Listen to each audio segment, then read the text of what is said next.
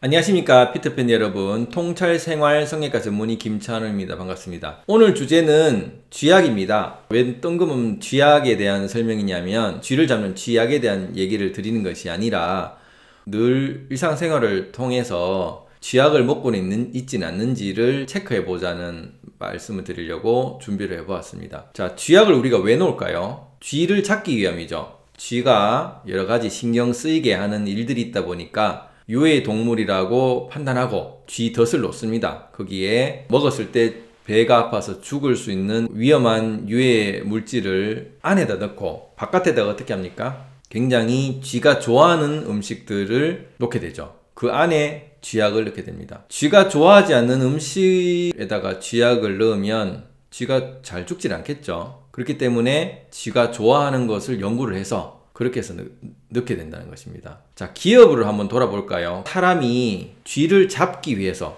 쥐를 끌어들이기 위해서 쥐를 연구하듯이 기업은 어떻습니까? 우리 고객을 끌어들이기 위해서 그 사람을 연구하겠죠. 그 심리를 연구하게 됩니다. 그러면은 무엇을 좋아할지를 연구를 하게 됩니다. 물론 일부러 기업에서 쥐약을 넣지는 않을 겁니다. 사람을 위험하게 죽이려고 하진 않는데, 제가 말씀드리는 거는 예를 들어서 과자를 만들었다, 아니면 빵을 만들었다, 맛있는 음식을 만들었다고 하면, 모든 회사가 그런 것은 아니지만 제법 우리가 뉴스에 보면 여러가지 유해 물질들이 음식에서 발견되기도 하죠. 그 중에 국가에서 허가해준 유해 물질이 있습니다. 그것이 뭐냐 하면 가공첨가제입니다. 가공첨가제는 유해하기 때문에 안 쓰기는 그렇고 쓰는 그 농도를 정해놨죠. 그렇지만 원래는 쓰면 안 좋은 것이죠. 그렇지만 다들 기업에서는 이런 가공첨가제를 뿌려야지 사람들이 끌어서 그걸 먹기 때문에, 도나스를 먹거나 라면을 먹든지 뭘 먹기 때문에 최대한 미각적인 부분을 끌어들이기 위해서 맛도 좋게 해야 되고, 시각적으로도 예쁘게 보여야 되고, 또 청각적으로도 바삭바삭한 그런 느낌을 또 만들어야 되고, 이러다 보니까 일단 음식은 만들었는데 좀 더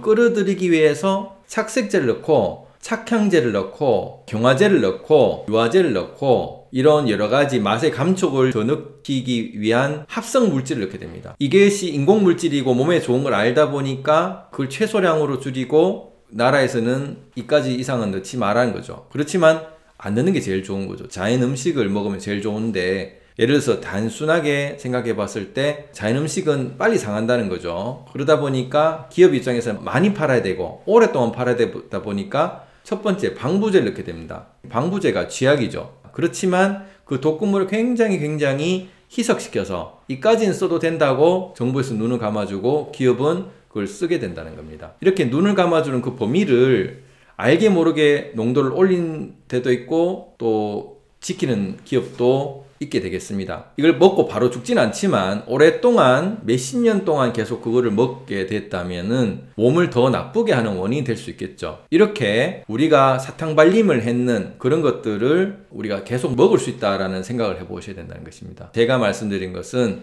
어떤 특정 기업을 비방하기 위한 것이 아니라 고객 입장에서 생각해 보셔야 된다. 내가 지금 먹고 있는 것이 내가 눈을 끄는 무엇인가를, 내가 먹고 있는 것에 무언가 이상한 것은 있을지 없을지를 체크해 보셔야 되고, 그게 확실히 끌렸다면 왜 끌렸는지를 체크를 해 보실 필요가 있다는 것이죠. 비단 먹는 음식뿐만이 아닙니다. 사람도 그렇습니다. 사람을 사귈 때 인물도 좋고, 키도 크고, 학력도 최고고, 돈도 많아 보이고, 굉장히 자상하다, 이런 모든 것을 갖춘 사람과 선을 봤다든지 데이트를 한다고 칩시다. 이 사람 누굴까요? 사기꾼이죠. 사기꾼. 다 맞을 수는 없기 때문에 결국 다 맞춘 거죠. 그 상대방을 위해서 다 맞추다 보니까 겉면을 최대한 많이 맞춘 것이고, 속은 이제 쥐약인 것이죠. 그래서 우리가 결혼을 할 때 정말 잘했다고 했다가 나중에 파혼을 한다든지 이혼을 한다든지 이런 일들이 생기지 않습니까? 결국 자기가 끌려가는 것은 생각을 하지 않고 그 사람이 나쁘다라고는 생각할 게 아니라 내가 그만큼 중심을 안 잡고 있었기 때문에 허황한 꿈을 꾸고 있었기 때문에 그런 사람 눈에 들린 거죠. 이게 좋으면 이게 나쁠 수밖에 없는데 이것도 좋고 저것도 좋아야 된다는 이 욕심 때문에 눈이 멀어서 상대방을 눈이 먼 상태로 바라보게 된 자기를 또 돌아봐야 된다는 것입니다. 그렇게 세상에 쥐약은 많이 널려 있다는 거죠. 비단 음식뿐만 아니라 사람도 그렇고 또 일도 회사도 그렇습니다. 뭔가 연봉도 높고 일도 좀 조금씩 한다. 이제 그렇게 됐었을 때 그 같다면 어떨까요? 그 사장이 쥐약일 가능성이 많습니다. 엄청난 스트레스를 대표한테서 받을 수가 있다는 것이죠. 그렇기 때문에 계속 나가니까 연봉을 올릴 수밖에 없는 것이고 시간을 줄일 수밖에 없는 원하는 대로 맞춰 나간다는 것입니다. 제가 얘기 드리고자 함은 기업을 비방하는 것이 아니고 사람을 비방하는 것이 아니고 이런 회사를 비방하는 것이 아니라 훅 하고 끌려가는 것에 중심을 잃지 말라는 스스로를 돌아보는 말씀을 드린 것입니다. 그래서 뭔가 자꾸 끌려나간다. 스마트폰도 쥐약이죠. 24시간 동안 나를 즐겁게 한다. 결국은 남는 것은 눈이 피로하고 몸이 피로하고 거북목이 생기고 잠을 못 자서 불면증이 생기는 게 남는 것이지 내 몸에는 좋은 게 하나도 없지 않습니까? 단지 그 당시 시각, 청각, 미각 잠시 즐기게 할 뿐이지 이 스마트폰도 쥐약이 될 수 있지 않습니까? 그러면 여러분들이 생각하셔야 될 게 내하고 연결된 부분에